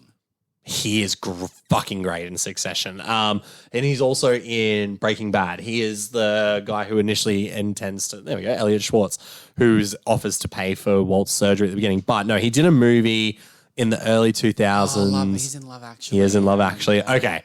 I just wanted to make sure. Oh, Thunderpants. Fuck. I grew up watching Thunderpants. That shows the incredible difference between us growing up. And I love that movie growing up. It is fucking terrible. But he's great as Mike TV. He's a prick. As Mike TV's dad. He's a prick, right? Yeah. He does because we also get the backstory of the Oompa Loompas and this jungle that they came from. Which I did not like. No, I didn't either. To me, it just adds, like, I like mystery sometimes. I like filling in the gaps. Yeah, when I can, and like they do in the original. He says, "I saved them from this country." Yeah, and which country we find out Willy Wonka built a chocolate mansion for the king. Oh yeah, I'm saying in the original, that he just says, "I saved them from the country." And that's all we need to know. Sweet. This one, we get a whole It's like a 10-minute fucking slot of the film, built in like. Not like India, but it's somewhere like that, where of course it's hot. And it's going to melt. So they build a whole chocolate factory. Naturally, the sun comes up and it melts it. And it's also like, okay, this shows me nothing. This adds nothing. And then you get nothing. Full fucking circle. And then we get like the weird sign language, like grunts and groans communication to the Oompa Loompas. Who's like, come and I'll like, you can be fucking like slave labor for me, I guess. Like, he's like, and I'll get you out of this hellhole. But they seem like they had a pretty well functioning society there. And I fucking hate that also CGI in this is overused. Very much so. And I will say that was very much a staple of the 2000s as well. And this is very dated. CGI, incredibly dated CGI. But the Oompa Loompa, so in the original, the Oompa Loompas are played by multiple people. In this, it is played by one person, Deep Roy. Deep Roy. So, funnily enough, he was cast, he was hired, he was cast, and then he did like thousands of shots as doing different movements as Oompa Loompas. So rather than it being like he did one and then they just copied him through. I do like the element of the fact that like even though it's the same person, everyone has a bit of a unique. Every Oompa Loompa has a unique movement to it. However, he got paid $1 million. Fair. Good man. He's a Kenyan actor. He's probably, I'm guessing he's a bit short. Yes, he is. Yeah. And he very much has done. He's done a lot of He did movies. Star Wars. He's done Star Trek. He's worked with Tim Burton. Tim Burton. Oh Corpse Bride came out the same year as Charlie and the Chocolate Factory. Big Fish. Fuck yeah. That's a great Tim Burton movie. Big Fish. Yeah, I do like Big Fish a lot. That's when he decided to sort of change up his rhythm a little bit. Oh, Mr. Shoggybottom. Planet of the Apes. So he worked with and done How the Grinch Stole Christmas. He's done a bit of Roald Dahl work. Here, neither here nor there. But yes, he plays the Oompa Loompa. Yes. He plays the one Oompa Loompa multiplied thousands of times. Yes. And so when each kid, everyone has the same like Augustus falls into the river and goes tragic up to accident, I guess you could say. Viola Beauregard, she becomes Eats big. the gum. Mike TV's a little bit. His is a little bit sort of a little bit different. It's a little different. It's same, but different. It's just like the technology. He puts himself in like a television program, and we get an extended thing of that. Yeah. And Veruca, it's instead of geese, it's squirrels, so they're actually finding nuts. Yes, and she gets carried away. The one thing I don't like about that scene is that, so she goes underneath the little barricade to get to them. Yes, and yet the dad just waits for Charlie to open it with the wrong key. And you're watching your child like literally getting hounded so by he just like squirrels. Yeah, and then when she's getting taken away, her panic doesn't seem like it's enough. Yes, I know what you mean. Yeah, like she's just like, and you're like, I'm uncomfortable, Daddy. And then she goes down, and then the dad's reaction is also very like nonchalant about the fact that he's just watched his daughter get like thrown down a hole. Yes. So those were the little things that I was like, they didn't transfer, like the panic and the fear and like the crazy batshitness of it all didn't really translate. The movie loses a lot of that. That's the thing. Like I don't feel the charm and I don't feel the threat. And I think maybe, I don't know, like because they did everything so similarly, maybe that takes away from a lot of it as well. Like, do you think this film could have been a little bit more interesting if they changed up how each kid maybe left? Or like even still just I think the biggest thing that bogs this movie down is the backstory of everything. Yeah. So like it breaks momentum. Totally. And it's the thing like it takes away from anything that could have been potentially exciting because I'm bored by that point. Yeah. Like it's just the momentum's a huge part. Like feels like a long movie. Yeah. There was a couple of times where I was watching it where I paused to see how far we were in. I remember stopping it at 54 minutes going, there's still another hour left, right? Because it's an hour 55. Like it doesn't need to be that long. And a lot of it's dragged out. But I think the biggest crime it commits is it just doesn't recapture the magic. No. The first one. There's no charm to this film and everything just feels, and that's not in fairness, but like that can be a staple of Tim Burton. There is a dryness to some of his films that does work in those senses. Like if you look at something like Edward Scissorhands, that is a very dry movie, but that's the whole point because it's about someone who's trying to go into society, right? Like he's been sheltered for so long. Whereas like these people are dysfunctional members of society, yet they all seem like caricatures of like those people. Yeah. I don't know. I know they just seem like, funnily enough, that we praise the mean-spirited nature of Willy Wonka in the first one, but like this movie does feel just kind of mean at times as well. Mike TV dropping a hard R-bomb about God, I was like, oh, you're a fucking prick. And you like, I know that in 2005 it was a different time. We could say that, but yeah, when he said it, watching it now, you're just like. But I was like, there's no need for that. Like, it just to me just made him seem like a real prick. You realize he's got like this quite like math infused brain where he's smart. Where he was able to he tracked down a ticket where basically. he was like able to like work out like when they were manufactured, when they were shipped, what show, and he was like, and then he basically is like, it's so simple that even I could do it. And you're just like, okay, that's all right, kid. Yeah. But yeah, it's me to like even not the word itself being the upsetting part, but just like, oh, okay, like I get that these kids, we're going to watch them all fucking perish, I guess, but there's no redeeming nature to any of them. There's no sweetness to any of them. Even Charlie, who's like, just very bland, just bland. But yeah, what I was getting at with Oompa Loompa is that the one thing that this film does differently is that each child's song is done in a completely different style of music. New genre every time. And whilst I can appreciate that, I hated how it was executed. Hated the execution.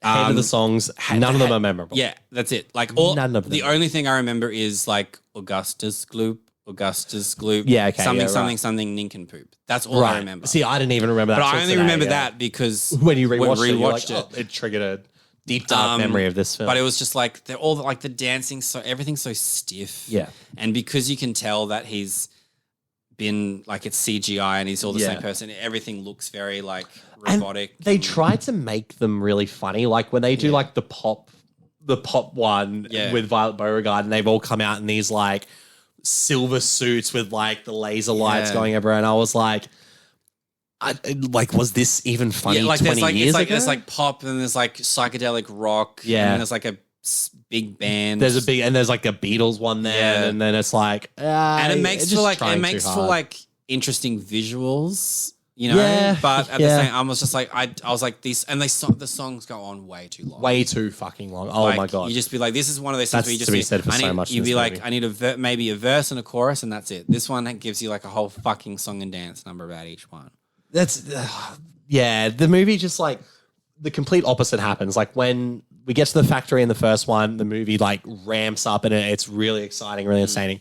As soon as we get to the factory here, it is just bogged the fuck down. So, and there's still funny moments. I always think about it as like the Shrek thing, the Julok, like welcome to Julok, it's a that's funny in Shrek, and I don't mind it in this one. And then when the reveal is that Willy Wonka's like standing there next to him, like ha ha, it's funny. And I like that all the the thing, everything bursts into flame, and then you can just see all the kids just looking at it like, what the fuck? That was shit. This?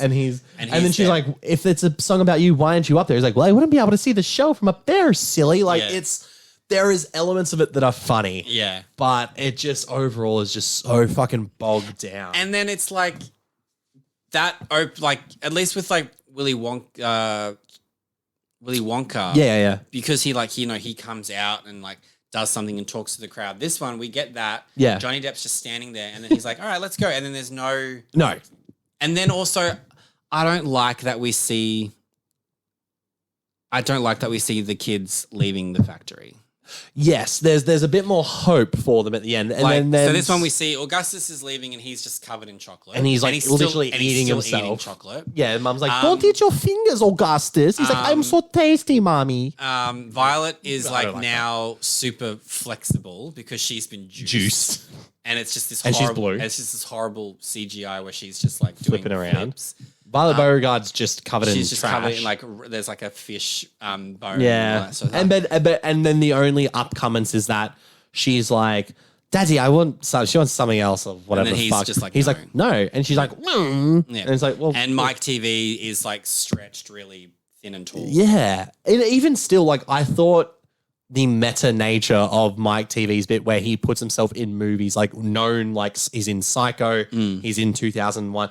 The 2001 piss take where they use that theme when the chocolate bar's going up like it's the monolith and stuff, and then he's inside with the apes and stuff. I was like, this is going to go over a lot of kids' heads. Yeah. Like, and even for the adults, it's like, why is that in there? So I think Barbie did it better. Barbie did 2001 better. So then, and then I don't like him coming out and he's like literally just like a paper thin, really tall child. Like I was like, I'm not moved by that. Like maybe like none of that would have worked, but it's like maybe it would have been fun. Like it would have been better maybe if he was like if the mother was holding like a portable TV and he was still like inside. Yeah, exactly. Like it's a bit more darker, a bit more grim. But yeah, I like that there is that sort of darkness to the original film where we don't see. I mean, you would like to assume that the kids didn't die. But there's just that little thing of like, maybe they did. We don't know. Because we're so caught up in the fact that Charlie won the factory. Yeah. We're like, wow. Whereas this one, we're just like, I don't really give a shit if Charlie. I was like, I kind of hoped all you guys died too. And then and then at the end they go. It's a completely different ending this time around because they get to the end and he's like, all right, Charlie, I'll take you home. And he's like, all right, Charlie, I want you to work with me. He's like, you want this Charlie Bucket to work with you? Yeah. And he's like, wow, that'd be great. He's like, and you can come live at the factory with me. He's like, wow, that's great. Can my family come? No. And it's like, oh, okay.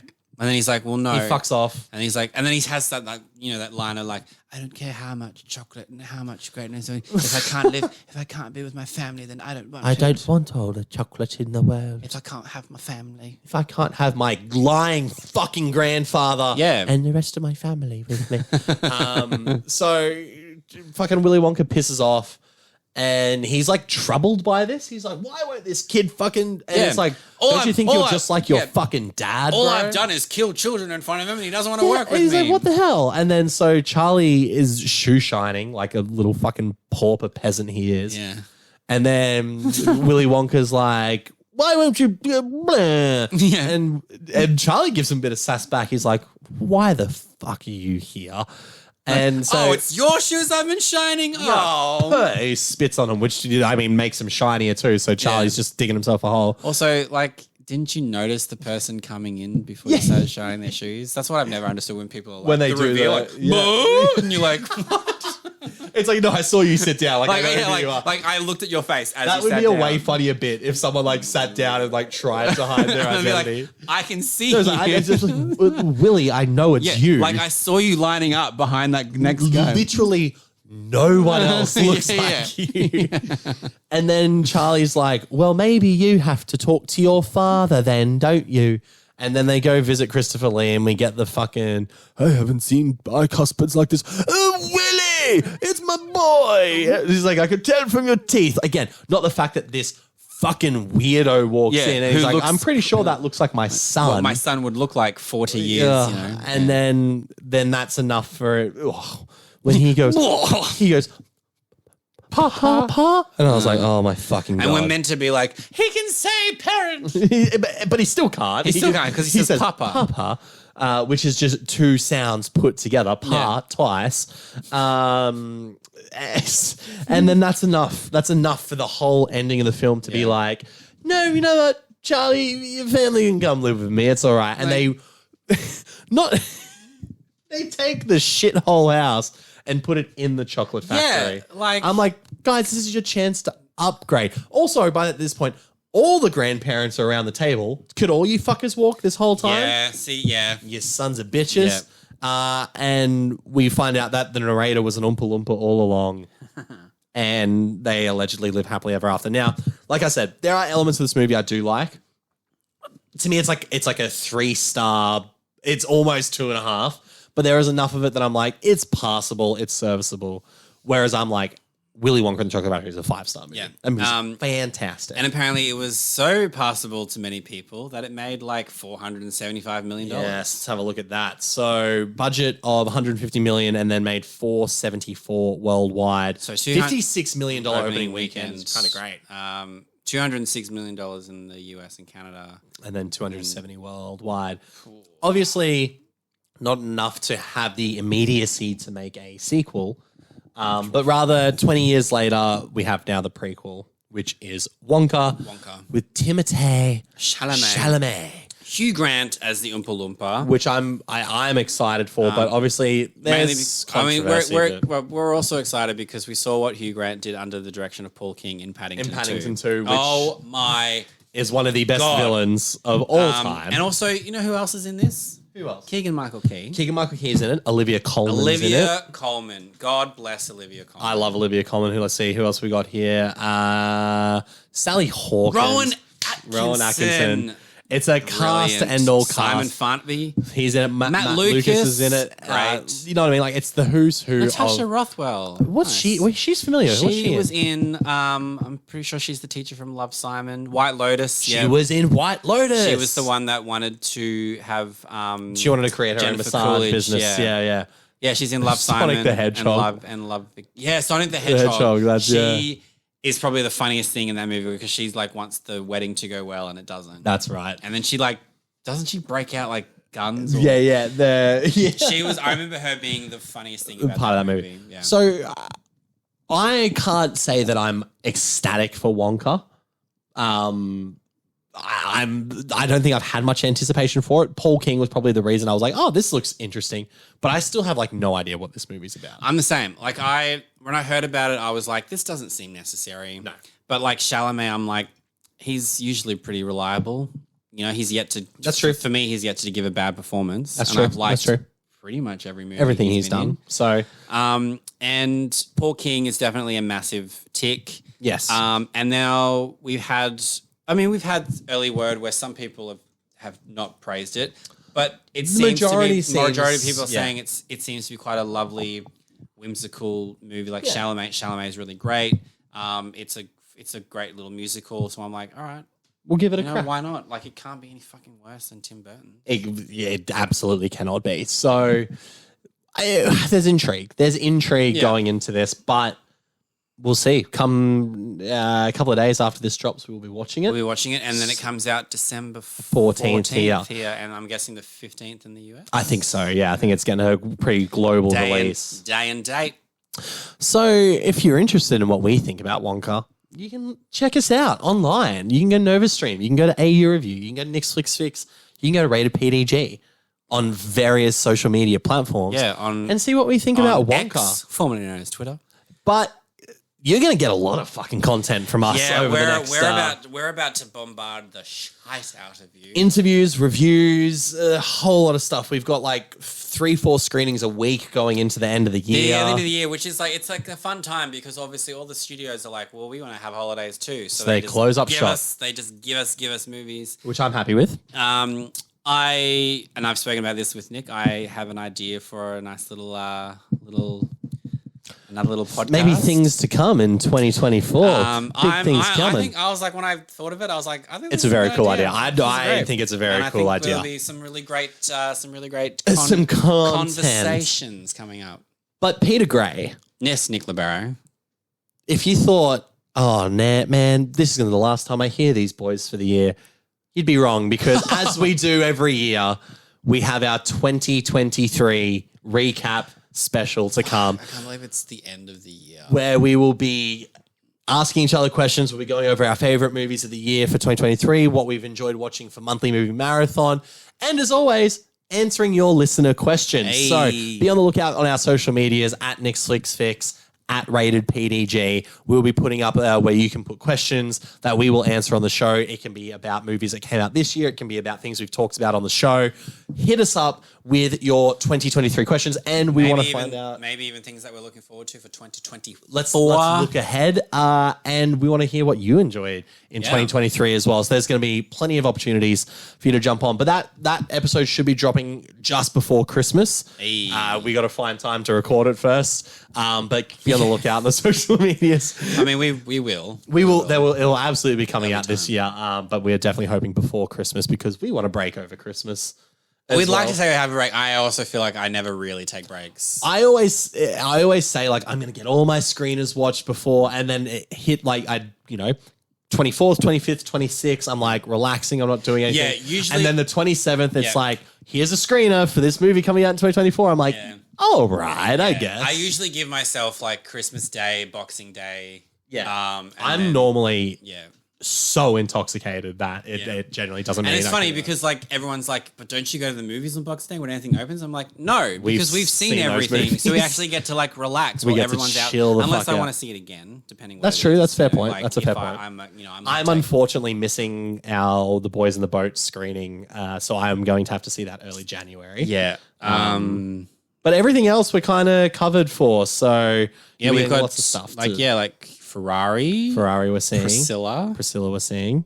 Well, I'm seeing it for the end of the year. I'm seeing it very, very soon. Which is very lucky. Yes. But that's exciting. And so, I mean, we could plug so much shit right now, but it's just go on our socials. Yeah. There's stuff going up every single day. You guys seem to like the stuff we put up. So and we appreciate you for doing that. And we've had some, we think we'll talk about it more so in the next episode, but like this year we've had some good chats this year. This has been a good year. We've talked to some great people. Some great people for some great movies, and I think it's just going from strength to strength. There's some momentum. You kind of look at like 2022 to 2023, so you sort of think, well, surely 2024 is just going to be a bonzo year. And we hope so. But yeah, we'll touch on it all in the recap episode, and we will reveal what the first film or the first series of films we'll be watching in January will be to kick off the 2024 season. I don't even think I know. Have we spoken about it? Don't worry. I don't know either. I have not planned the 2024. Awesome. We've got 1 month sorted for 2024 so far. Yeah, and mainly just because a trailer came out and we were like, there we go. We're doing that one. Yeah. So, but you'll find our socials in the links in the comments below. You know where to look, you you lovely bloody people. I was wondering what you were going to say then. It felt like you were almost going to I was wondering, I was like looking at how long we've recorded. I've been looking at the time. I know we've got to watch something before we go and watch something. We were both just like, this episode won't take very long. And now it's like almost like that is literally that's always us. That's always us. Yeah. We're marathon men, not sprinters. But again, talk through 9 Fast and Furious movies under the time, and yet this 2 Willy Wonka movies. Took us an hour 45. Anyway. So, but hey, until our monthly movie marathon 2023 recap special. Bye.